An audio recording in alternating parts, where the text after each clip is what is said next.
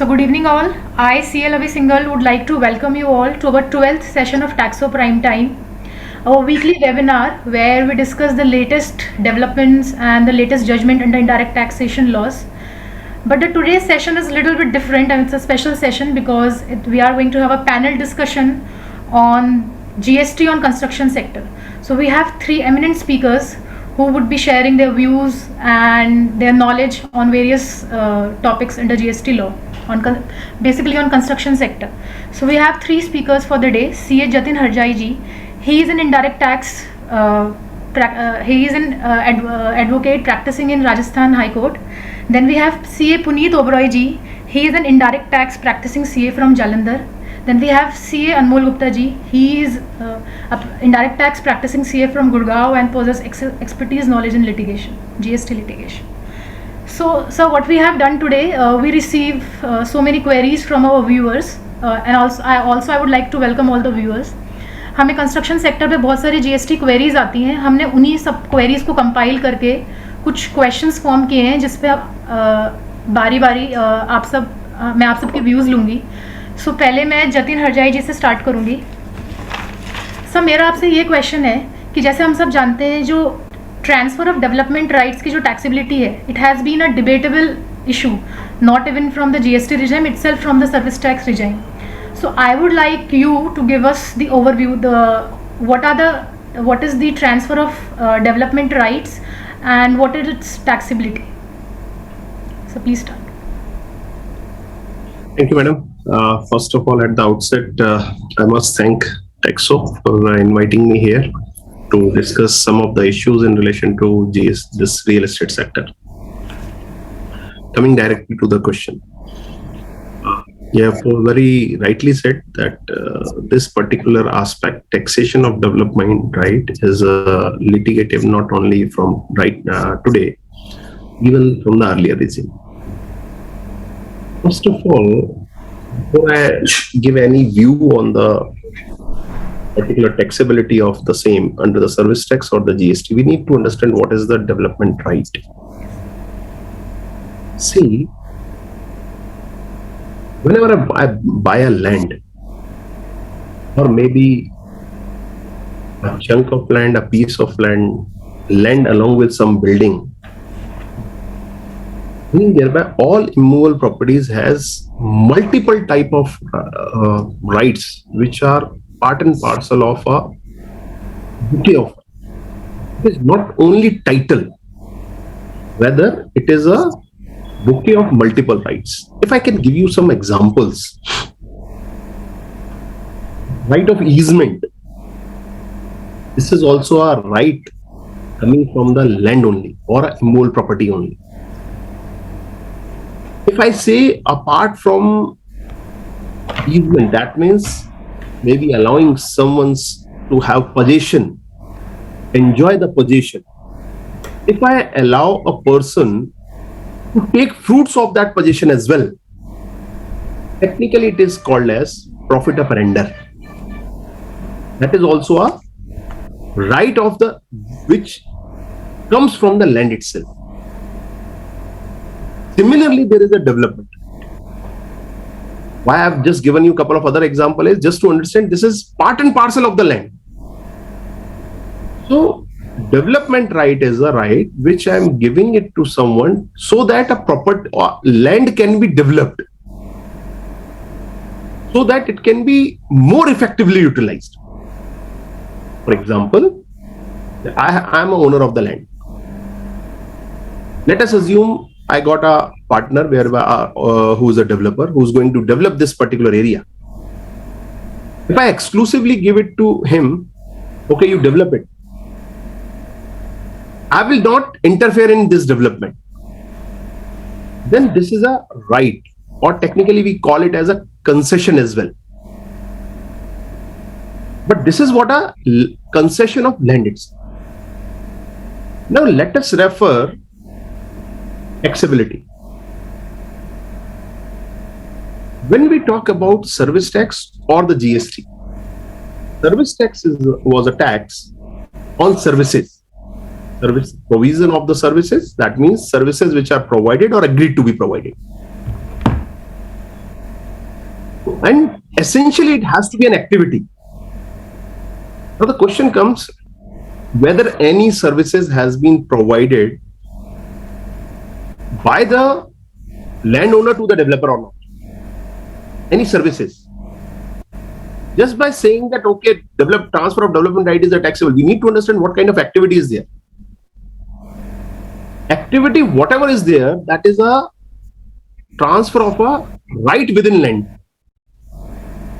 Similarly, under the GST regime as well, there has to be supply of goods or services first. Until unless there is a supply of goods or services, the same cannot be taxed. This is what basic fundamental. Now we know what is the stand of the government. In the service tax and in the GST as well, the stand of the government is clear that it is a taxable one. Accordingly, notifications are there saying it is taxable, saying it is exempted when it is exempted. So I'm not discussing that in detail. So I'm limiting myself to your question that whether it is taxable or not. So stand of government is clear. By my opinion says that this is nothing but nothing more than, I would say, of the transfer of a land itself.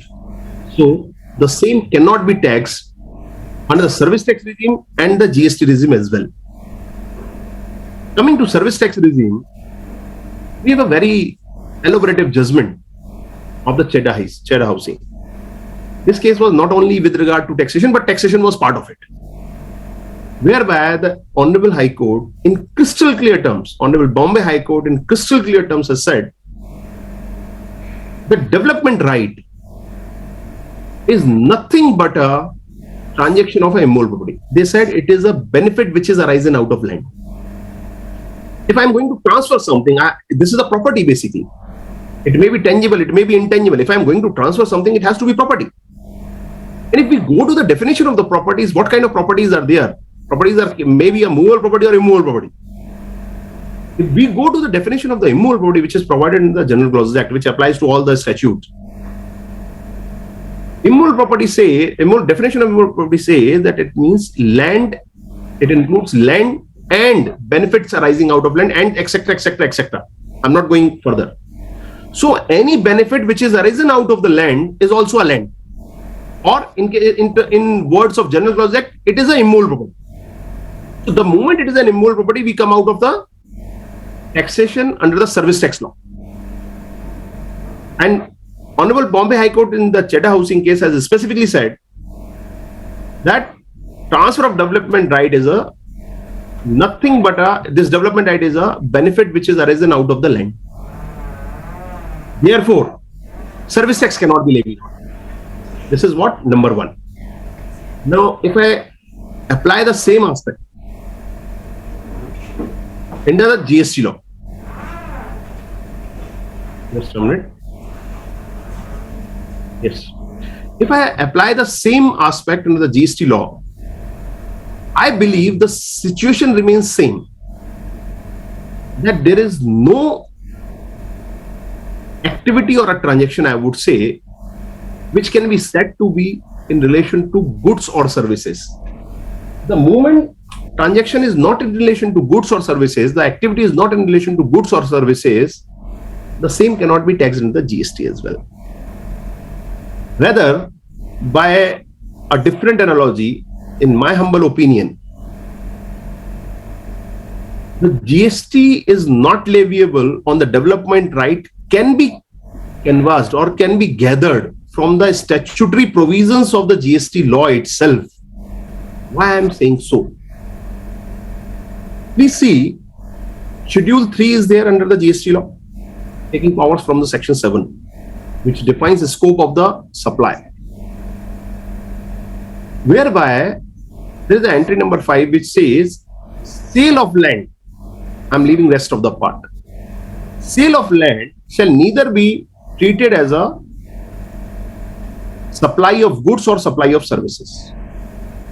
Now, there are certain arguments by certain persons, or maybe most of them departments. They say that GST uses the term land, not immovable property. Earlier, the law used to say the immovable property. And okay, you may argue that it is a immovable property, but it is how you can say it is a land development right. So please try to understand, immovable property essentially is the land itself. And building, by virtue of that, it is permanently fastened to the land. That is why building is becoming a immovable property. The term land is not defined anywhere. Anywhere, when I am using this term anywhere, that means GST law or even the general clauses law. But to gather the meaning, because the term land is mentioned there, to gather the meaning, how we will identify the meaning of the term land? I have analyzed at least 35 or 40 different statutes which deals with the land. 35 or 40 different statutes. I have made a list of them. Land development law, different states law, and each and every law, without a single exception, define the land in such a manner that land means or includes benefits arising out of land. Each and every law.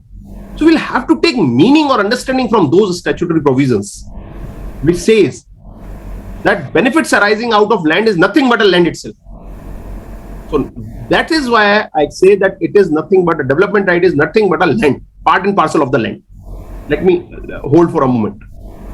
This is what one limb. The other limb is, they talks about, the word uses sale.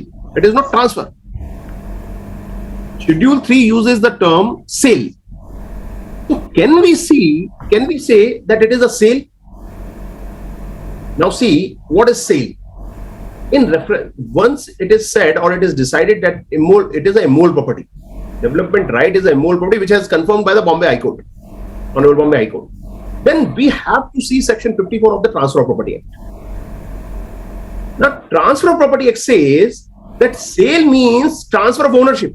It doesn't say sale of transfer of title.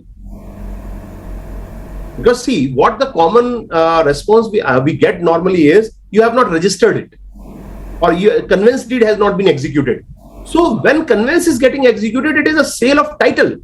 Whereas the Transfer of Property Act says it is a sale is a transfer of ownership. I'm saying I have not yet transferred the title, but I have transferred the ownership of the development right. So even the transfer of the ownership of development right is a sale as per Section 54 of the Transfer of Property Act, which is a general law in relation to the transfer of immovable properties. So by that meaning, if I stretch all those things and compile them, I have an argument to say that development right is a land and transfer of development right is a sale, and that is why even I get covered by entry number 5 as well. The moment I get covered by that entry, there is no question of taxing this particular right under the GST law. But please mind, this is what about taxability. Whether the same should be treated as taxable or exempted, because the moment you are treating it as not liable to be taxed, please believe me that you are going to have a difference of opinion from the department and litigation will be there. But whether that litigation is invitable or not, it will depend on case-to-case basis. There may be a situation that you take a position that it is a taxable, it may be beneficial for you. So it will depend upon facts of the case whether you have to treat it as a taxable or not. With this, I conclude this question. Thank you so much sir. I hope viewers को transfer of development rights उसके taxability एक अच्छा overview मिल गया. Now I will be moving to CA Puneet Oberoi ji. Sir मेरा आपसे ये question है, जैसे हमारे रेट नोटिफिकेशन और एग्जेम्पशन नोटिफिकेशन 2017 में आया और वो नोटिफिकेशन देखें और हम आज जो हमारा करंट उसमें बहुत सारे अमेंडमेंट नोटिफिकेशंस आए और आज वो रेट नोटिफिकेशन कंस्ट्रक्शन सर्विसेज के लिए बिल्कुल चेंज हो चुका है. जो हमारा सीरियल नंबर 3 हेडिंग 9954 बात करता है क्या रेट लगेंगे कंस्ट्रक्शन सर्विसेज पे. तो sir it's like a more of educational question. आप हमारे व्यूअर्स को एक आप बताइए कि क्या क्या रेट लगते हैं और क्या क्या एग्जेम्पशन अवेलेबल है कंस्ट्रक्शन सर्विसेज पे.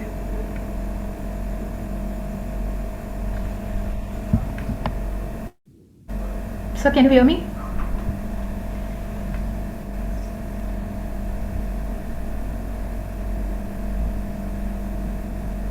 I think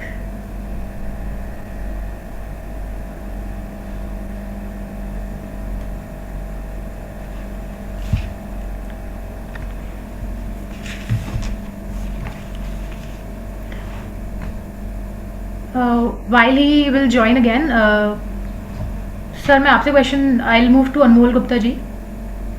सर मेरा आपसे ये क्वेश्चन है कि जो ये कंपनीज कंस्ट्रक्शन सर्विसेज का काम करती है, स्पेशली रोड कंस्ट्रक्शन सर्विसेज, उनको एनुअल एन्युटी पेमेंट्स मिलते हैं under hybrid annuity model. So और the companies have been receiving lots of GST notices seeking GST demand over the annuity payments received. So मेरा आपसे I want you to give us the overview on what is HAM model, hybrid annuity model, and the taxability of annuity payments. क्या time of supply है, क्या point of taxation है, how can they avail the input tax credit. So an overview over the whole model and its taxability. Thank you, Lavi. So at the outset, I would like to thank Team Taxo for giving me this opportunity. Besides such esteemed speakers, Jatin Harjai ji and Puneet Oberoi ji, it is a pleasure to speak alongside them. So coming to your question, Lavi, the question is, what is HAM model? So basically, why HAM model? It is important to understand why HAM model is in discussion these days. So what is HAM model at the outset? So earlier, whenever a construction company is engaged by NHAI, there were two models which were working in the country. One is EPC model, as you all must be aware that it is a turnkey model. And the other one is BOT model, build, operate and transfer model, where you build the road, you operate it for some time until your recovery is completed, and then you transfer it to the government, the NHAI. Now, there is a third kind of model that has surfaced in the recent years, which is hybrid annuity model, HAM model. So basically, it is said to be a mixture of EPC and BOT contracts, and a new type of model that has been come up by the NHAI. In this model, whatever the project cost is, so let's say the project cost is 1,000 crores for a stretch of let's say 25 kilometers of a road. So in that case, 40% of the project cost is being given to the contractor in first 5 years in an annual payments, and remaining 60% is given in a half yearly payments in next 15 years in 30 equal installments after the completion of the road construction. So NHAI says that in the initial 5 years of the construction phase, I am going to give you 40% of the total construction cost, 400 crores, and in the after the completion of the construction project, in next 15 years in half yearly equal installments, 30 equal installments, I'm going to give you 60% of the cost, which is generally during the O&M period, the operation and maintenance period, wherein the concessionaire, or I would say the contractor, has been entrusted the job to operate and maintain the road that he has constructed. So once we have understood what is HAM model, what is the issue actually involved?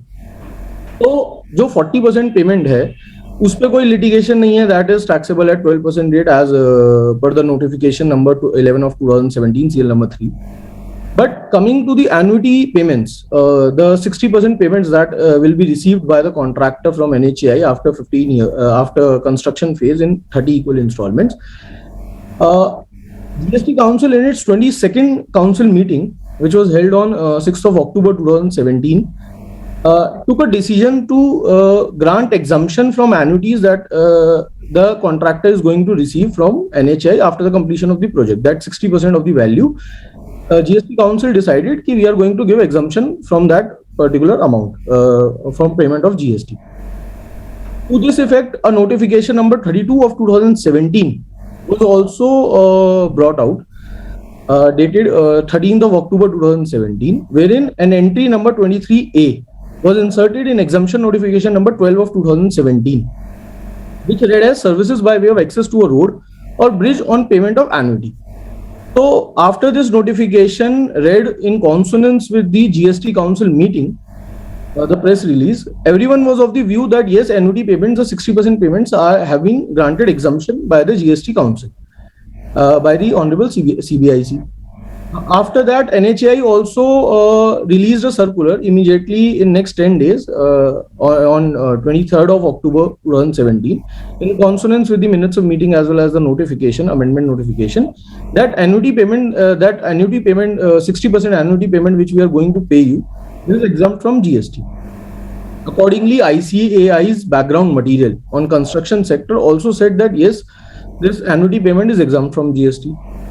Thereafter, there was a appellate authority for advance rulings decision also in Mrs. Nagore Mukundgarh Highways Private Limited, wherein they considered this issue at length. They duly considered the notification number 32 of 2017, and interpreting the same, they said that yes, annuity payments are exempt from GST, and they granted exemption to the applicant who sought the advance ruling.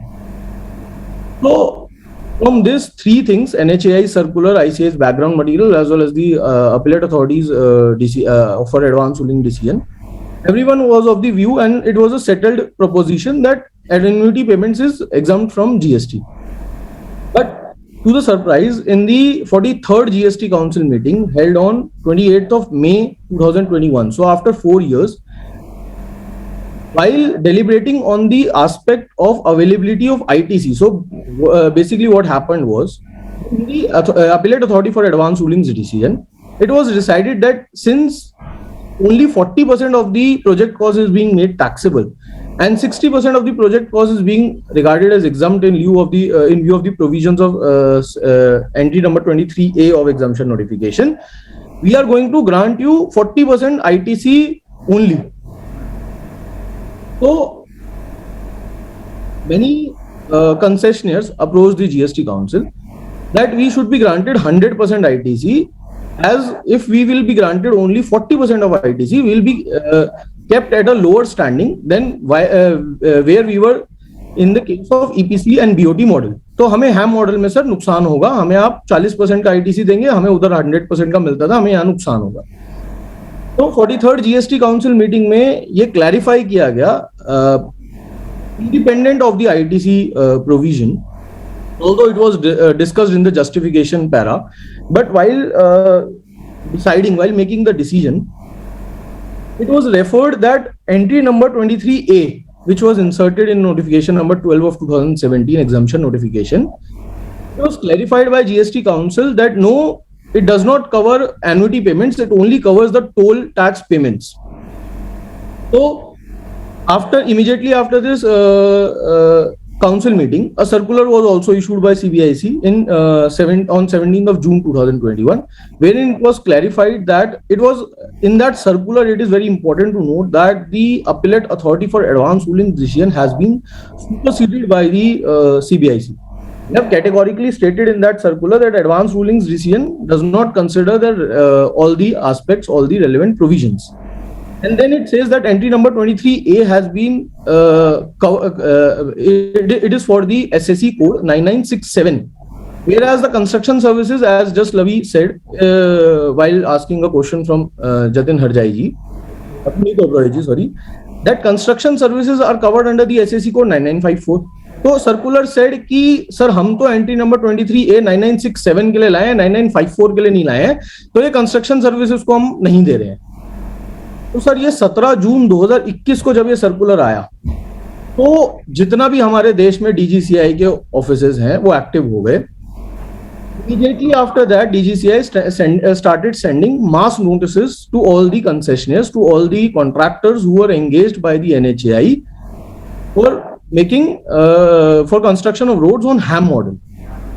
जिसमें उन्होंने बोला कि आपको जो भी annuity आज तक मिली है, तो अभी प्रॉब्लम क्या है सर कि 13 अक्टूबर 2017 को एग्जम्पशन नोटिफिकेशन लाए, उसके बाद एडवांस रूलिंग अथॉरिटीज ने बोला, उसके बाद NHAI ने बोला, उसके बाद ICAI का बैकग्राउंड मटेरियल बोला एग्जाम्प्ट है, लेकिन 2021 में ये बोला गया कि नहीं, we are clarifying that it does not cover the exemption, it does not cover the annuity payments. तो जो 2017 से 2021 तक जिसने टैक्स पे नहीं करा, उस पे अब टैक्स इंटरेस्ट पीनल कॉन्सिक्वेंसेस आ गए हैं. तो उसके बाद, लेकिन अभी सर्कुलर आने के बाद NHAI ने भी एक सर्कुलर निकाल दिया. NHAI ने 27th of August 2021 को एक लेटर निकाला, followed by a circular dated 1st of September 2021, wherein it clarified that in pursuance with the circular issued by CBIC, recent circular, we are taxing this annuity payment is taxable, and we'll reimburse this annuity payment to you. To all the contractors, we'll reimburse this annuity payment after adjusting the unutilized ITC, because the ITC pertains to the 100% of the purchases. However, the output tax has been paid on 40% sale only, the project cost only. So they have said that after adjusting the unutilized ITC, we are going to give you the reimbursement of the GST that you want. So now the question that arises, that after all this exercise, the concessionaires who are going to receive annuity after June 2021, they have no problem because whatever the extra burden they have to bear, that will be reimbursed by NHAI. But what about those taxpayers, those contractors who are not paying tax from 2017 till 2021 in pursuance of the notification read with the GST Council meeting minutes of GST Council meeting, which categorically said that yes, we are granting exemption from annuity payments.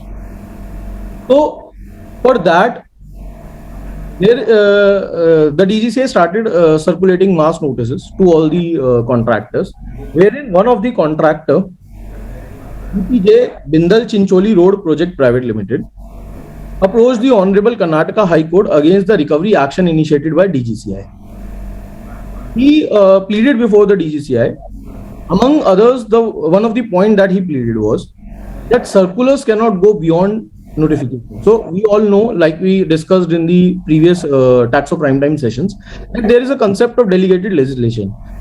So in a delegated legislation, although I am discussing Jatin Harjai ji's topic, उनका high court में ज्यादा वो रहता है, but delegated legislation में sir कैसा है कि आप सर्कुलर एक नोटिफिकेशन के बियॉन्ड नहीं जा सकता. अगर नोटिफिकेशन क्लियरली बोल रहा है कि हम आपको एग्जम्पशन दे रहे हैं, तो how can a circular go beyond that? So challenging that along with other submissions, this contractor filed a writ under Article 226 before the Honorable Karnataka High Court, wherein this matter is still pending before the Honorable Karnataka High Court, and a interim stay has been granted by Karnataka High Court on from the actions of recovery from DGCI.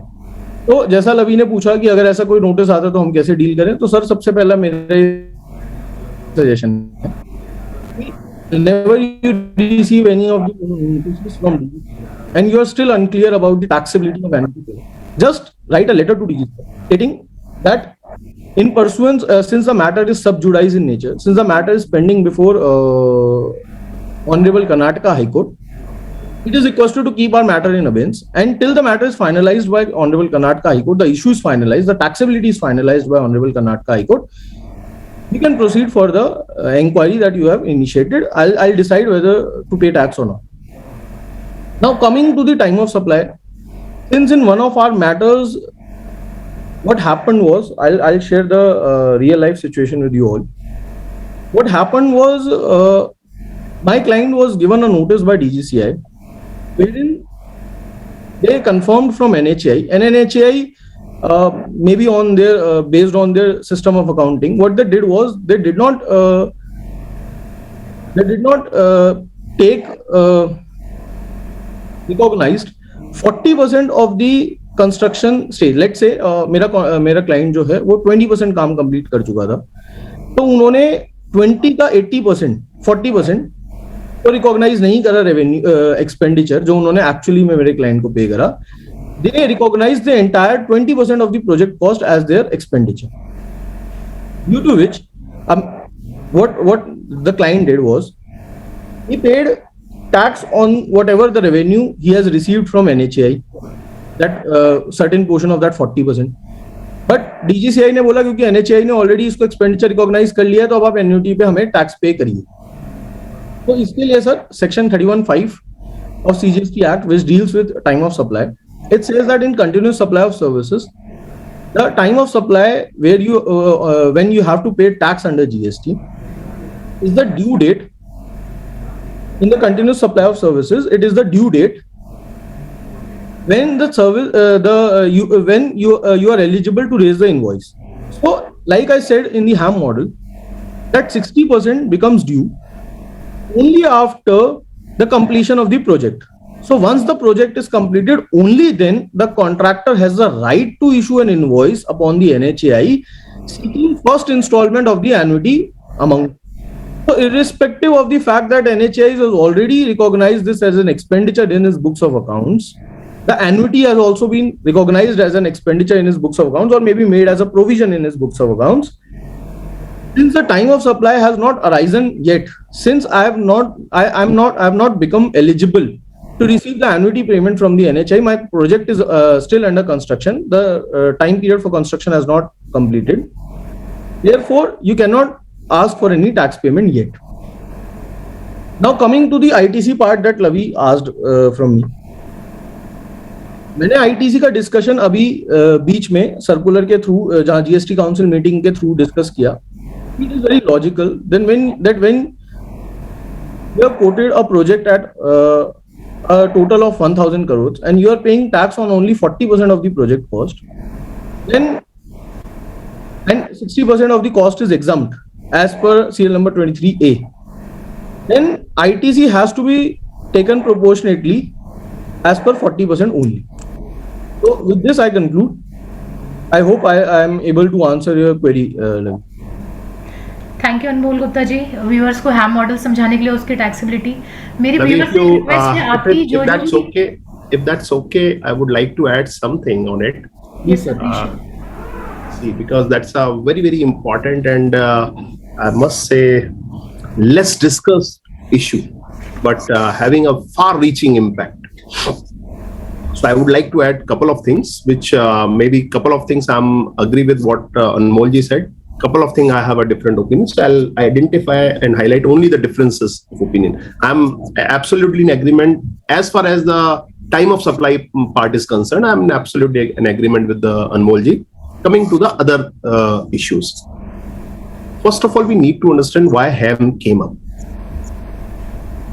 Privatization of roads has happened through amendment in the National Highways Act, number 1, National Highways Authority Act, exact name I'm forgetting, in 1990s, whereby earlier the private parties are not allowed to participate in development of the road. Thereby the laws were amended to involve private participation in that act. So this is nothing, HAM is nothing but a PPP model. This is a public-private partnership. I am not a service provider. First. Second, it started with BOT toll. I will not deliberate due to paucity of time. BOT toll was precisely what Anmolji was telling. Thereafter, new model for reducing the traffic risk of the concessionaire was evolved called BOT annuity. Before HAM, there was a one model which was called as BOT annuity. Then the HAM was originated in January 2016 so that some other requirements of the concessionaires could be fulfilled. And precisely this is what the 40%, this is actually as per statutory provision, it may vary from 40 to 60%. 50% plus minus 10% can go either way, but traditionally most of the projects are 40% upfront payment, 60% partial payments, and some of the projects which government has avoided are 50-50 as well. So the objective was to give benefit. If you go through the concession agreement of all three models, which are the standard models of the NHAI, no one can change it. No concessionaire can change it. Please mind, this is very, very important aspect. This is model approved by the government of India. So all three model, one thing is very much same. BOT toll, BOT annuity and HAM. The responsibility on the part of the concessionaire is same. The difference is only and only on account of how this concessionaire or the investor recovers its investment. It cannot be compared with the EPC contractor, whereby the contractor is a service provider. This is what an initial aspect one need to understand whenever discussing HAM. Second aspect. Normally, I never discuss advanced rulings because they are with a preconceived mindset.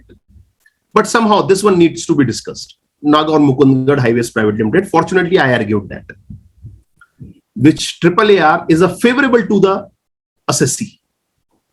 This AAAR clearly says that annuities are exempted. And yes, AAAR is having a binding effect on the taxpayer who sought it. It is a binding impact on the taxpayer who sought it. Now, before commenting on what circular said, let me remind a couple of Supreme Court judgments as far as circulars are concerned. First, starting from Bengal Iron, para 18, Honorable Supreme Court has in crystal clear terms, let me quote that. Sir, sorry to interrupt, but I think we have very limited time. Okay. I mean, No problem. See that I just that's why I just asked you whether I can. No problem. That's for we your can take the leisure. queries of the viewers. We have asked them to written down their queries, and they can send us after the session. No problem. No problem. No problem. No problem. As per the moderator. Sir, I'll personally contact you, sir, to understand. Sure. That's very I important. was much enjoying your answer, your value. Just to add, this aspect was argued by me in the Rajasthan High Court and Andhra as well. Andhra has also given the stay on it. What you said, Karnataka. After Nagaur Mukundgarh, you will be surprised to see Nagaur Mukundgarh was in favor of the taxpayer. Even then, and filed that writ petition. Because only one part is negative. They said that ITC will not be allowed. I am of the firm view that ITC will also be allowed. Of full 100%. Why? I will discuss at some later point of time. Right. Sir हमारे पास 1 ही घंटे का time है, otherwise तो we can have a full. Sure. Please go ahead. Sorry to interrupt.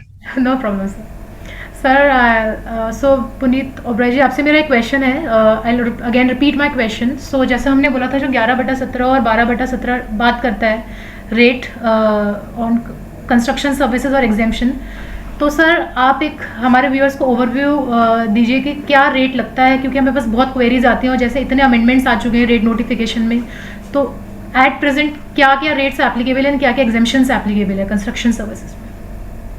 First of all, thank you team Texco for giving me this opportunity, and extremely sorry for the interruption because of the power cut last time.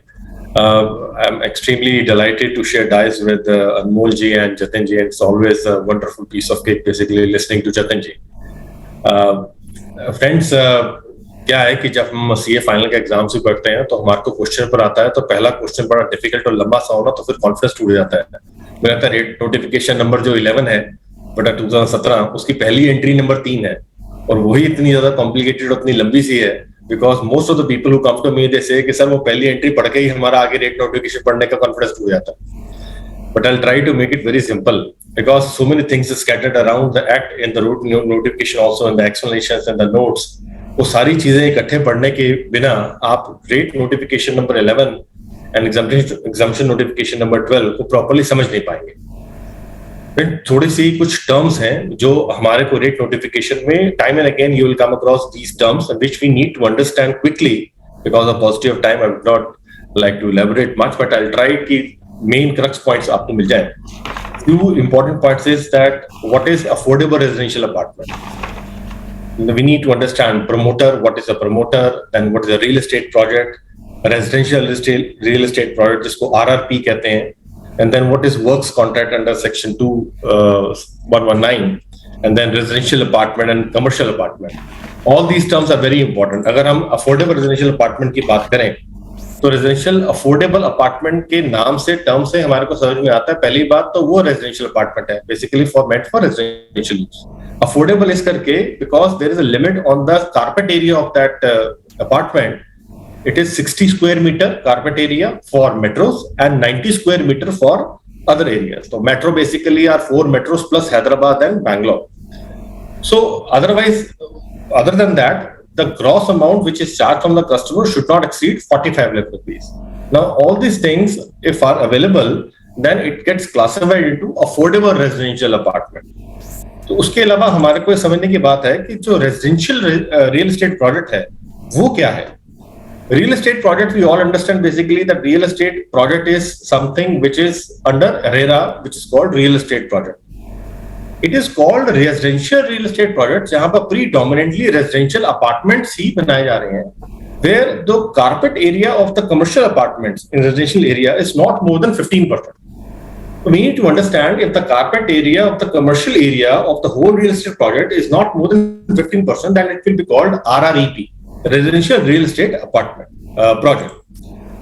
So ये दो concept हमारे को समझ में आने चाहिए. Works contract मोर और less दो सेक्शन 2119 के अंदर दिया हुआ है. It means basically building, construction, fabrication, repair, renovation, alteration, commissioning. So many terms are being used of इमोन property wherein there is also transfer of goods along with it. So the difference over here in the GST law is that it is only works contract is only in relation to immune property. And if we read schedule 2 entry number 5B and 6A, it categorically says that it is classified as a service and is a composite supply of a service. तो अगर हम pure labour contract, जो भी हमारे को समझने की जरूरत है, बिकॉज अगर हम एग्जम्पशन नोटिफिकेशन में जाएंगे तो प्योर लेबर कॉन्ट्रैक्ट हमारे को समझना बहुत जरूरी है. इफ कॉन्ट्रैक्ट के अंदर से we exclude the goods and it is purely a labour contract, then it is classified as a pure labour contract. और जब रेट नोटिफिकेशन को हम देखते हैं और पढ़ते हैं, उसमें बड़ी कंफ्यूजन लोगों को आती है कि जब रेट नोटिफिकेशन में रेट कुछ और लिखा हुआ है और हम इफेक्टिव रेट की बात कुछ और करते हैं. So it is very important to understand that rate notification के अंदर पैरा नंबर 2 के अंदर हमारे को एक तरीके की अबेटमेंट दी हुई है द वैल्यू. उन्होंने वहां पे बोला हुआ है कि 1/3 of the value of the land will be deducted and accordingly rate of tax will be charge. तो अल्टीमेटली क्या है कि क्योंकि रेट नोटिफिकेशन के नीचे दिया हुआ है तो we basically reduce the rate, but we should know what is the gross rate and what is the net rate.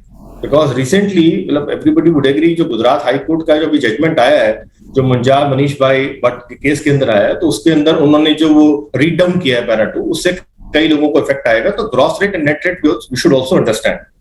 अब हम ये ओवरव्यू लेने के बाद अब हम क्विकली बात करते हैं कि हमारे पास रेट्स क्या है. पहली बात तो हम ये देखें कि if it is a affordable residential project, जिसकी डेफिनेशन मैंने भी आपको बताई, तो वहां पर आपको चाहे वो रेजिडेंशियल रियल एस्टेट प्रोजेक्ट के अंदर हो, चाहे वो रियल एस्टेट प्रोजेक्ट के अंदर हो, आपका gross rate is 1.5% and effective rate comes to only 1%. Second thing is, even if it is a non affordable, which means basically वो पैरामीटर्स को एक्सीड करता है, 45 लाख के अमाउंट से एक्सीड करता है, 1690 स्क्वायर मीटर से एक्सीड करता है, in that case also 7.5% is the gross rate and 5% is the net rate. The difference comes, ये दोनों मैं इसलिए बता रहा हूं कि दो अलग अलग प्रोजेक्ट हैं. एक रेजिडेंशियल रियल एस्टेट प्रोजेक्ट है जिसमें carpet area of the commercial area is not more than 15% उसके अंदर, और एक रेजिडेंशियल के अलावा जो रियल एस्टेट प्रोजेक्ट है जहां पे कारपेट एरिया कमर्शियल का ज्यादा है. ये दोनों को अलग अलग हमारे को देखना पड़ेगा. यहाँ पे अफोर्डेबल और नॉन अफोर्डेबल का रेट सेम है. डिफरेंस कहां पर आता है? कमर्शियल अपार्टमेंट्स के लिए. Commercial apartment which are not used for residential purposes, उस केस के अंदर हमारे को 5% का रेट है जहां पे रेजिडेंशियल रियल एस्टेट प्रोजेक्ट है, because only 15% area is for commercial, it might be for essential use.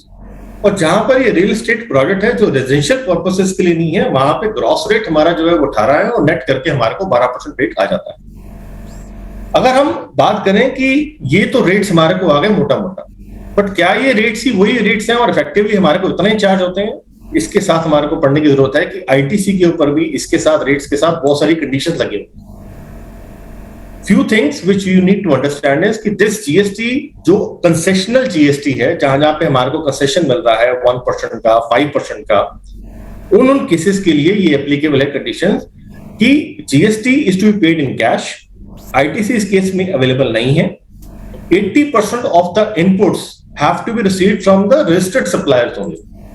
और उसके बाद ये जो रजिस्टर्ड सप्लायर से इनपुट्स लेने हैं, इसमें से एक्सक्लूड किया गया है हमारे पास non GST items like electricity, diesel, petrol and even जो आपके डेवलपमेंट राइट्स हैं और एफएसआई है और लॉन्ग टर्म लीज के चार्जेस, इसको एक्सक्लूड करके बाकी के इनपुट्स का 80% फ्रॉम रजिस्टर्ड सप्लायर्स. और अगर कहीं पे शॉर्टफॉल है, if you are not able to procure these inputs from registered suppliers, then that shortfall is to be covered up by paying the RCM at the rate of 18%, and by the end of the financial year, by the first quarter, you have to make the payment. There is an exclusion also in this. There is a harsh provision for basically cement. In the case of cement, you have to procure it either from a registered supplier or you have to pay RCM on the applicable rates, which is 28% on the amount of cement that you procured from unregistered supplier. So there is no exception on that. So ITC has to be reported in GSTR, specifically in specific columns. So these are basically conditions which have to be fulfilled if you want to avail those concessions of 1% and 5%. And if you see, ultimately it is not the tax effect of 1% because a lot of cost is being absorbed by the promoter also. Now the promoter is basically a person who is developing it and basically selling it to the ultimate buyer. So if this is on apartments and basically promoters who are basically selling it to ultimately buyer. Now there is another set of rates which is applicable to works contract, which I explained the definition under section 2119. So what is there? There is a lot of clauses in this. There are few clauses which are basically supply of these components supplied to the government, in which it is central government, state government, union territory, or local authority, you must keep in mind that governmental authority and government entity have been removed from this definition with effect from 1st of January 2022. So these have been removed. So they have basically been deprived of this concessional rate, which was given under this notification. So in the first part, the entry number 3, basically, we have covered from entry number 1, 1A till 1F. Now we move on to entry number 3 because 2 was related. Now, if there's a supply of composite supply of works contract service to these government authorities, which is updated as of 1st January 2022, and if it is relation to historical monument, archaeological sites, canal, dam, other irrigation works है इसके अंदर, and pipeline etc. for supply of water or sewage system, in that case the concession rate, basically the rate of tax, it is not concession, it is normal rate of tax which is applicable is 12%. So in the next entry, if there is any supply of composite supply of works contract for making up road, bridges, tunnel, or other transportations or civil structure for government purposes, housing, concessional or affordable housing, basically if you are making under Pradhan Mantri Awas Yojana and other areas, pollution control plant. So in that case also it is 12%. So most of the entries you will find under this works contract, composite works contract, are falling under 12% only. Entry number 5 basically says about other government projects and concessional and affordable housing projects. But important point in entry number 5 is basically that if it is a single residential unit for which the composite supply of works contract is being supplied, in that case also the rate of tax would be 12% only. So if we talk about agriculture services composite supply of works contract for structures for agriculture, entry number 5 is affordable apartments, basically anywhere made up the 12%. Again, the rate of tax is 12% only. Entry number 5 and entry number 6, all these are 12%. We have to basically look at one of the entries, which is entry number 7, which is for the earthwork. Now, in this earthwork, basically, if given the service is given to the government authorities, revised definition, whatever it is, then in that case, the rate of tax is 5%. The condition is that 75% of the total works contract amount should be for earthwork. Entry number 7, 8, and all these entries basically are taxed at 12% only, which is oil and gas exploration.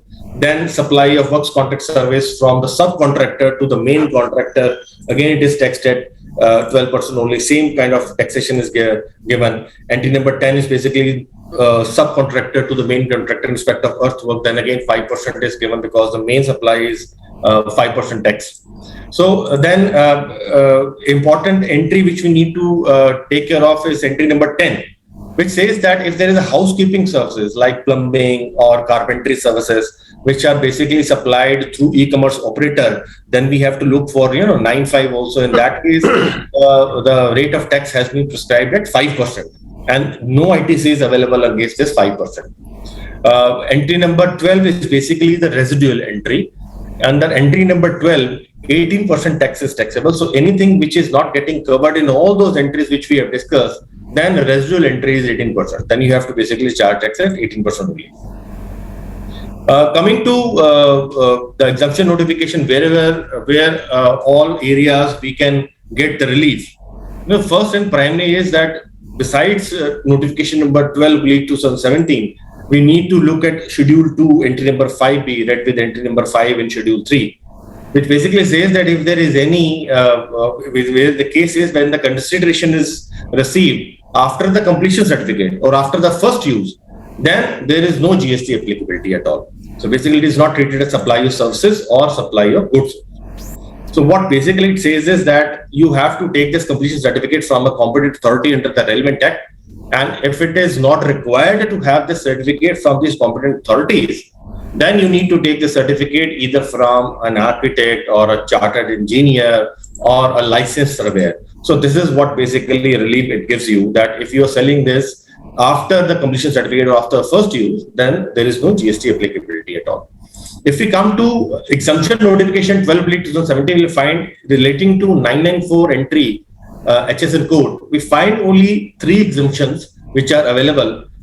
two of these exemptions are related to services of pure labor. All these three basically exemptions are relating to pure labor only and not a composite supply of works contract. Now, this pure labor, if it is basically given for this affordable housing under government schemes, then it is exempt. And if it is basically given for electricity distribution to agriculturists, then it is also exempt under entry number 11. Important is entry number 12, which basically says that if there is a supply of services, pure labor services contract pertaining to a single residential house, otherwise than part of any residential complex. For example, if I'm making my own residential house and I procure my own goods and I engage some contractor who is supplying a pure labor to me for making up my house, it's a single residential house. In that case, it is exempt. So these are the exemptions basically which are available in the case of civil construction services 994. So this is all from me for this question. I believe that very crisp and very quickly I have given you an overview of what the GST rates are. Over to the moderator.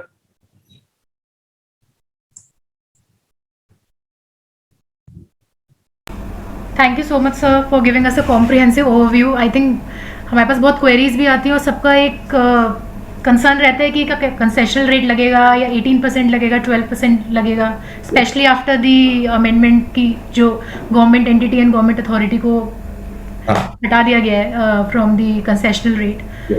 So I would request my viewers कि आप अपनी queries note down करते रहिए and after a session the speakers also can revert back on those queries. Sir अगला question मेरा जतिन हरजाई जी से है. Sir जैसे हम बात करते हैं कि ब्लॉक क्रेडिट बोलता है कि जो कंस्ट्रक्शन सर्विसेज हैं अगर आप सेम लाइन ऑफ बिजनेस में नहीं हो तो वो ब्लॉक क्रेडिट में फॉल करता है. बट सर सपोज मैंने एक शॉपिंग कॉम्प्लेक्स बनाया और जो उसमें शॉप्स हैं वो मैंने रेंटिंग के लिए दिए हैं आगे, तो क्या जो आईटीसी है कंस्ट्रक्शन सर्विसेज पे क्या वो मैं अवेल कर पाऊंगी? ये आपका जो क्वेश्चन है एक्चुअली हॉट क्वेश्चन. बहुत फ्रीक्वेंटली लोग इसको पूछ रहे हैं और इसका रीजन है there is a judgement from the honourable Odisha High court in case of Safari Retreat. This is what the origination जिसकी वजह से ये हॉट के क्वेश्चन बन गए. For a moment, if I ignore that particular judgment, in that case, I must say that statutory provisions are written in such a manner that credit is not eligible. Section 17(5), Clause C and Clause D are there. Though Honorable High Court in its own wisdom, while deciding exercising powers under Article 226, which they have gone beyond the statutory language and tried to interpret what the intent of the law is. And thereby they said, if this kind of situation is there, what you have examined, that you are going to rent out a particular property and you have built this particular property, in that case, the Honorable High Court said this credit is eligible. But please mind, this is a judgment of one high court only. As of now, there is no contrary or no favorable judgments are available other than this one. This is the only judgment which is available. So if I go with the settled jurisprudence, one high court favorable judgment is there as far as constitutional aspect of the provision is concerned. So 17(5)(d) has been read down. So it is binding on all over India until unless there is a contrary judgments are available as per the judgment of Honorable Supreme Court in case of Kusum Ingots, para 26. So by that judgment I can say yes, on today I can answer that if someone's credit is getting stuck due to 17(5)(d), safari retreat is there on today to cure it. But see, we have our own experience because many a time we see that the judgments of the high courts get reversed by the Supreme Court. So two things which I must mention as far as this particular using this particular judgment is, number one and the most important which people has forgotten, judgment is binding only and only ratio of the judgment is binding, and ratio that too in a particular factual situation, not otherwise. And Safari Retreat's facts were, the issue was not this 17.5C was not discussed, it was only and only 17.5D. Oh, sorry, I've wrongly said. 17.5C was discussed, not 17.5D. So please make sure that your contracts are in line with this. Accordingly, you need to plan that you are going to buy individual things, because normally what happens, whosoever is going to construct a mall, normally he will give a works contract. They may not get covered by the Safari Retreat. So first aspect, if you are making a plan, even otherwise, if you want to use Safari Retreat, then I will advise, please take the credit, but reverse it either under protest as of now, or don't utilize it by whatever way you want to go ahead. Either avail the credit for sure, so that you will not be having a hassle of 16.4 etc. enough times to come, but don't use it making payment of the taxes as of now, or reverse it under protest, so that you can again take it at a later point of time. So that will be the best course of action as of now, because statutory provisions are a bit different. And please mind, let me remind all viewers, the wordings of a very, very famous jurist, Viscount Simon. In a taxing statute, one has to look merely at what is clearly said. There is no room for any intendment.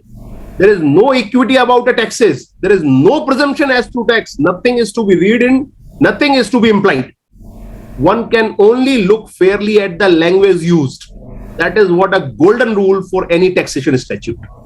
This is what they have reworded their phrase by a passage of Lord Keynes about the tax laws, which is being widely followed by the Indian Supreme Court. So nothing is to be read. Whatever written is clear, until unless it is in conflict with the constitutional provision. That is a different story. Precisely, though whenever there is a benefit, I will always advise and I will always try to give that benefit to my client or any taxpayer. But when there is any risk in this, so I think one should guard himself very carefully about it. That's it. Thank you so much, sir, for guiding our viewers how to deal with the taxability and the availment of ITC. अगला question मेरा अनमोल गुप्ता जी से है. Sir मेरा ये question है, suppose I have got a property constructed and I want to let it out as a PG or a guest house, but being a professional, I don't have time to maintain it or run it. So I went to a person, मैंने उसको बोला आप 5 लाख रुपए मेरे से ले लो और you run it and you maintain it और आप ये बिजनेस चलाओ, मतलब you pay me a lump sum amount 5 lakh and आप इसको पूरा रन करो. तो ये जो 5 लाख रुपए है, क्या इस पे GST एप्लीकेबिलिटी आएगी? जैसे हम बोलते हैं कि रेजिडेंशियल प्रॉपर्टी पे एग्जेम्पशन है, तो क्या ये 5 लाख रुपए पे GST एग्जेम्पशन मिलेगी या इस पे GST एप्लीकेबिलिटी आएगी? Lavi, the topic that you are talking about, this is a topic which is a matter of concern for the entire industry. It belongs to PMSRA. So what is PMSRA? Professionally managed shared rental accommodation. So just like you said that being a professional, being a chartered accountant, I do not have the time to run an entire property consisting of, let's say, 20, 30, 40 rooms. I do not have the time to manage 20, 30 people, which I believe is a full-time job. So therefore, I hire a company to do the same on my behalf and pay me a lump sum amount, and whatever they earn is their profit from individual, let's say, the person who is residing in that PG or who. So, giving you a glimpse of what exactly this is, कि अगर मान लीजिए अनमोल गुप्ता के पास एक property है, अनमोल गुप्ता के पास option है whether he can get it constructed as a PG and run it himself, which I believe is a full-time job to manage all the person living in that, और अनमोल गुप्ता हैज एन ऑप्शन कि वो PMSRA जो है, जो professionally manage share rental accommodation service provider है, वो उसको दे, जो जिसमें इसमें बहुत सारे हमारे हैं रिकॉग्नाइज्ड सर्विस प्रोवाइडर्स, हम उनको दें रेंट पे और हम उनको बोलें कि आप इसको एज अ पीजी या हॉस्टल जो है चलाइए, और जो भी आप आगे कलेक्ट करते हैं, जितना भी कलेक्ट करते हैं आप रखिए, आप मुझे मंथली रेंटल दे दीजिए मेरी प्रॉपर्टी के अगेंस्ट। तो अब इसमें बहुत इंपॉर्टेंट है एक चीज समझना कि there is an exemption in notification 12 of 2017 that says that services by way of renting of residential dwelling for users residence। तो अब आपका क्वेश्चन आंसर करने के लिए हमारे पास 3 कंडीशन है।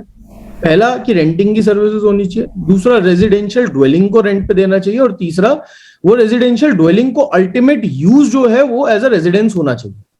तो पहला क्वेश्चन पे तो पहला कंडीशन पे तो कोई बहुत ज्यादा लिटिगेट है, वो डिस्प्यूट है नहीं। रेंटिंग की सर्विस है, मैंने सामने वाले को एज ऑन रेंट दिया और 5 lakhs अ मंथ लेट से। सेकंड कंडीशन जो मेरी है रेजिडेंशियल ड्वेलिंग, वो अगर आप देखें तो जीएसटी में कहीं पे भी डिफाइन नहीं है कि what is a residential dwelling. तो इसके लिए कुछ पैरामीटर्स हैं। Whatever discussion I am doing is in the light of a judgment by honourable Karnataka high court in the matter of Tagar Vasudeva Ambrish which was contested in the before the lower authorities by our office only। तो उस case में क्या था sir कि GST में residential dwelling की कोई definition ही नहीं है।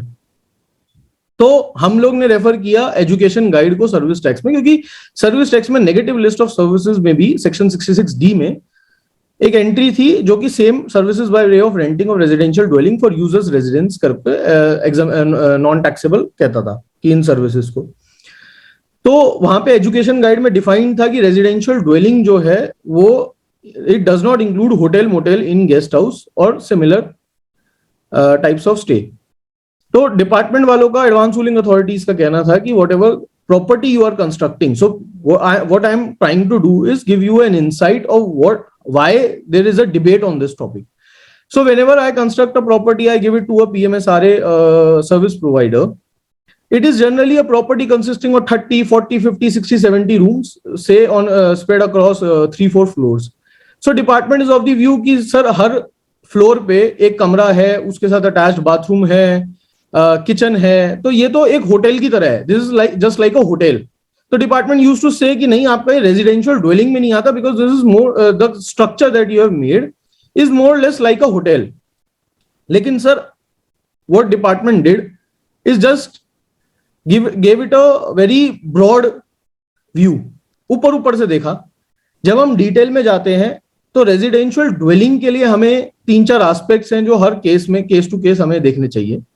The first aspect is what is the land use zone in which the property is situated। so whether the zone in which the property is situated, the land can be used for commercial purposes only or the residential purposes, which has been duly noted by Honorable Karnataka High Court in the matter of Tagar Vasudeva Ambrish, that in that case the property was situated in a residential land use zone as per the local land zone regulations. Now the second aspect that needs to be considered is whether the property tax that has been paid on that property, is it paid as per the commercial property or the residential property, meaning thereby कि municipality के local municipality के records में वो property आज की date में जब मैं रेंट आउट कर रहा हूं, whether it is registered as a commercial property और a residential property. The third aspect which can also be looked at is whether the electricity bill and the water bill is at the rate of residential premises or for a commercial at a commercial rate।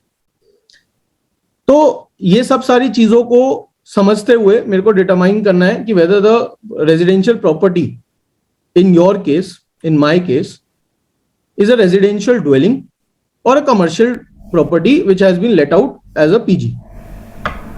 Once it has been determined, the third condition comes into play, which is the property has to be used as a residence। So generally when a property owner enters into an agreement with PMSRA service providers, there is a clause which says that the property can only be used for running it as a PG on a long-term accommodation basis. It cannot be used for any other purposes. Had it been the case that it will be used for any other case, the agreement stands violated and it will cease to have effect. तो इस और आपको इसको long term accommodation के लिए run करना है. अब सर रेजिडेंस की भी बात करते हैं, तो रेजिडेंस भी जो है वो डिफाइन नहीं है जीएसटी लॉ में. अगर हम इसका भी रेफरेंस पिछले लॉज से लेते हैं तो सर्विस टैक्स लॉ में सेक्शन 65(1) ने उसमें short term accommodation services by hotel motel inn guest house जो है टैक्सेबल थी, provided that accommodation is for less than 3 months. तो सर्विस टैक्स लॉ बोलता था कि 3 महीने रेजिडेंस को जो है अकोमोडेशन को जो है मैं बोलूंगा शॉर्ट टर्म अकोमोडेशन है, और 3 महीने से ज्यादा की अकोमोडेशन को मैं बोलूंगा लॉन्ग टर्म अकोमोडेशन. लेकिन जीएसटी में नोटिफाइड नहीं है. अब आप सर किसी भी केस में अगर पीएमएसआरए की बात करेंगे, अभी आप भी अगर अपने केस में प्रॉपर्टी एक पीएमएसआरए को देंगे, तो जनरली पीएमएसआरए जो देता है प्रॉपर्टी वो स्टूडेंट्स को देता है या वर्किंग प्रोफेशनल्स को देता है जो कि किसी दूसरी सिटी में रिलोकेट करे होते हैं फॉर एजुकेशनल पर्पसेस और फॉर देयर करियर पर्सपेक्टिव. तो कोई भी प्रॉपर्टी आपका ऐसा नहीं होगा जनरली कि 1 महीने 2 महीने के लिए ले रहा है. एवरेज स्टे ऑफ ड्यूरेशन जो होता है वो 3 months से ज्यादा का होता है. Talking about the judgment of Tagar Vasudeva Ambrish by the honourable Karnataka high court, in that case also the average stay duration stay was 11 months. तो उन्होंने शुरू से लेकर till the date of judgment उन्होंने रेंट आउट किया पीएमएसआरए ने 11 महीने के लिए एक एवरेज ड्यूरेशन आ रहा था, और जनरली उनका मिनिमम 3 महीना गया और मैक्सिमम 12 महीने के लिए उन्होंने रेंट एग्रीमेंट स्टूडेंट्स के साथ वर्किंग प्रोफेशनल्स के साथ एग्जीक्यूट किया. इसके साथ साथ एक बहुत इंपॉर्टेंट एस्पेक्ट है रेजिडेंस में जो हमने केस लॉस देखे, तो ये है कि intention to stay, there must be an intention to stay. अगर मान लीजिए आप पीजी किसी एक ऐसे व्यक्ति को देते हैं जो who is there for travel purposes, let's say I travel to Bangalore and stay for in a PG for 1 month, तो there is no intention to stay in my case. तो in that case there is a violation of the condition. तो जो टागर वासुदेवा अम्बरीश का case था, in that case the property was rented out to working professionals और the students, and the average duration stay was 11 months with the minimum duration being 3 months and the maximum duration being 12 months. Therefore the honorable Karnataka High Court said that no, the condition stands fulfilled, and therefore the exemption was allowed by the honorable Karnataka High Court, which was earlier being denied by the authority for advance ruling and appellate authority for advance ruling also. So concluding this topic, as per the judgment of Honorable Karnataka High Court, there are 2 important points that needs to be considered. First of all, what is rented, whether it is a commercial property or is it a residential property, residential dwelling. And the second aspect is for what purposes is being rented by, let's say, Lavi as a professional. So once both of these conditions are fulfilled, the rent in the shape of rupees 5 lakhs per month is exempt by virtue of notification number 12 of 2017. Thank you so much Anmol ji अपने view share करने के लिए और टागर वासुदेवा का case mention करने के लिए. मेरा अगला क्वेश्चन पुनीत ओबराय जी से है. सर, जैसे अभी हमने बात की थी पहले, जो आपने क्वेश्चन आंसर किया था कि कंसेशनल रेट लगता है अगर हमें कोई गवर्नमेंट से कॉन्ट्रैक्ट मिलता है, सेंट्रल गवर्नमेंट, स्टेट गवर्नमेंट, और अदर केसेस में 18% लगता है. तो सर सपोज अगर एक कॉन्ट्रैक्टर को कॉन्ट्रैक्ट मिलता है गवर्नमेंट डिपार्टमेंट से, लेट से स्टाफ क्वार्टर्स बनाने हैं जिसपे हमारा कंसेशनल रेट अप्लाई होता है 12%, साथ में एक कमर्शियल बिल्डिंग भी बनानी है जिसपे लगता है 18%, बट द कॉन्ट्रैक्ट दोनों चीज़ों के लिए एक क्यूमुलेटिव कॉन्ट्रैक्ट प्राइस पे मिला, लेट से 500 करोड़. तो सर हम इसमें कैसे डिसाइड करेंगे, क्या हम उसको कंसिडरेशन को सेपरेट करके 12-18 लगाएंगे या फिर कंपोजिट सप्लाई ट्रीट करके, मतलब हम कैसे इसकी टैक्सेबिलिटी डिटरमाइन करेंगे if there is a consolidated contract price? I think जो आपका क्वेश्चन है, मैं जो उसको अंडरस्टैंड कर रहा हूँ कि कॉन्ट्रैक्ट एक है और कॉन्ट्रैक्ट की कंसिडरेशन भी एक है, उसमें सेपरेट कंसिडरेशन कोई मेंशन नहीं है. और we very well know under the GST concept कि जब हमारे पास एक ही प्राइस है और उसके अंदर हमारे को डिफरेंट सप्लाईज देनी पड़ रही है which is taxable different rates, तो हमारे को सेक्शन 8 को पढ़ना पड़ता है, जहां पर कॉम्पोजिट सप्लाई और मिक्स सप्लाई का कॉन्सेप्ट है. साथ साथ में हमारे को डेफिनेशंस दी गई हैं सेक्शन 230 के अंदर what is a composite supply. हमारे को आगे बढ़ने पहले उसको चेक करना पड़ेगा कि क्या वो कॉम्पोजिट सप्लाई में बनता भी है कि नहीं. कॉमर्स सप्लाई हमारे को क्या कहता है, वो ये कहता है कि there should be 2 or more supplies. The number 2 condition over there is these should be naturally bundled. And third thing, they should be supplied in conjunction with each other. Okay? And the fourth is that one of them is a principal supply. अब ये चार conditions, क्योंकि case to case basis पे हमारे को contract को check करना पड़ेगा कि क्या ऐसी सिचुएशन है कि we can satisfy all these four conditions. If it is it's a complex where a small part is a commercial project which is essentially for the use of those residential apartments, without which residential apartments cannot get fulfilled. For example, there has to be a grocery shop if it is a huge residential complex. There has to be some essential utilities shops. If it is basically naturally bundled in the whole project, which has to be offered and according to the contract goes on, and we can predominantly identify that what is the principal supply. In this case, if it is the principal supply, which is a residential quarters, then the rate is basically applicable to non-commercial project only, not residential, non-commercial project only. In that case, if it is predominant supply is 12%, and we satisfy all the conditions of component supply, then ultimately we can fix for component supply and rate of tax will be applicable at 12%. However, I still basically put a streak that it is a case-to-case basis, very fine study has to be done of the contract. And if there is any kind of dispute or a confusion, it is always better to enter into a different contract or to have a separate consideration mentioned for all these both supplies, which should basically avoid any kind of confusion. Because otherwise, it will land into a mixed supply. If it basically falls into a mixed supply, then it is a big problem because the higher rate basically will be applicable to the whole project. So my humble opinion is this basically that if we are able to identify the principal supply, which is 12% at a low rate, then low rate 12% would be applicable onto the entire consideration. Thank you so much, sir. Sir, I think we all are running little with the paucity of time. So we can have a quick question, or we can come up with I think second series of this session, this panel discussion. Jatin Harjai ji, I would quickly ask a question. Sir, suppose मैंने pre-GST era में एक flat book कराया और GST आने से rate change हुआ है, suppose rate कम हो गया. So as a buyer what are my rights? क्या मेरे को परचेज प्राइस कम होगा कीपिंग इन, और क्या एंटी प्रॉफिटेरिंग लॉस का मैं कुछ बेनिफिट ले सकती हूँ? तो सर आप as a buyer, I mean as a individual buyer, what are my rights, और क्या इसका परचेज प्राइस पे क्या इम्पैक्ट आएगा? Just a quick discussion.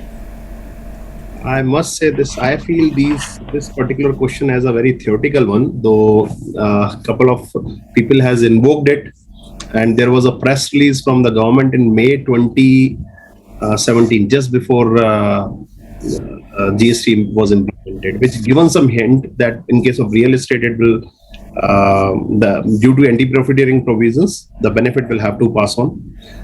But why I said it is a theoretical reason being, when the GST was implemented on 1st July 2017, please mind the rate of tax was not reduced. Rate of tax was increased, because pre-GST era, effectively depending upon state to state, effectively tax rate on real estate was between 8 to 9 or 10%. In the GST regime, it went on 12%. Number one. Number two, at the time of implementation, because your question is very specific to the implementation time. The second, there can be two type of benefits which can be passed on through or maybe can be claimed through the anti-profiteering authority. One was if there is a reduction in tax rate, which I expressed, there was no reduction.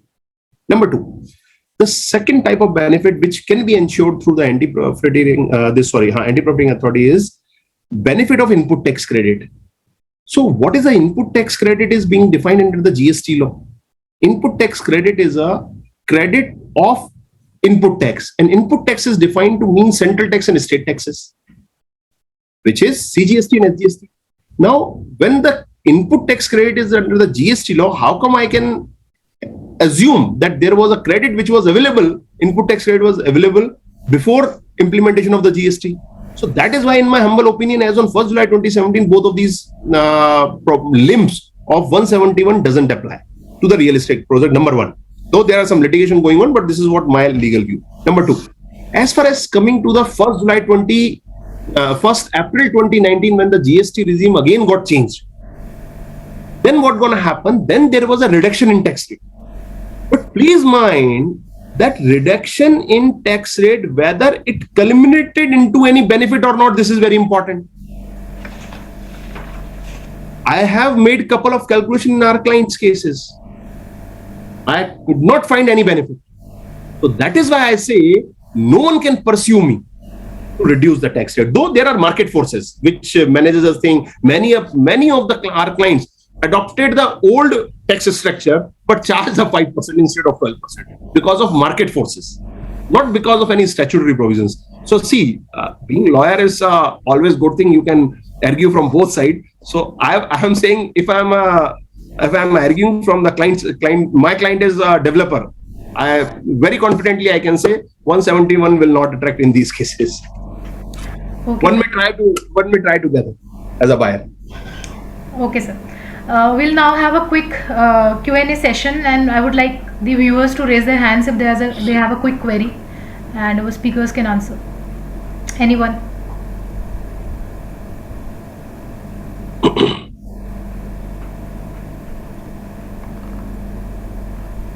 Or the viewers can also send their queries to the email. I will provide the email IDs at the end of the session. So we are running little out of time. We have more questions, but I think we'll definitely come with a second series of this panel discussion. So with that, we come to the end of the panel discussion today, and I hope all found the session fruitful and interactive, and we got to understand these contemporary issues we all face as the taxpayer, as the practitioners. So I would like to thank all the eminent speakers to share their deep insight, and I would like to announce that our next session would be on 8th July, and the topic would be input tax credit, and the session shall be delivered by none other than our founder, mentor C. Atul Gupta ji, past president ICI, current board member of IFAC. So we look forward to the next session, and thank you everyone. Thank you very much for this wonderful opportunity. Really relished and enjoyed it. Thank you. Thank you so much. Thank you everyone. Thank you Anmol ji. Thank you Puneet ji. So we'll definitely come up with the next series of this discussion. Puneet ji very nicely described that particular issue in a very reasonable time frame because it was a very, very long question. Thank you. So now, see you sometime. Bye. Thank you so much.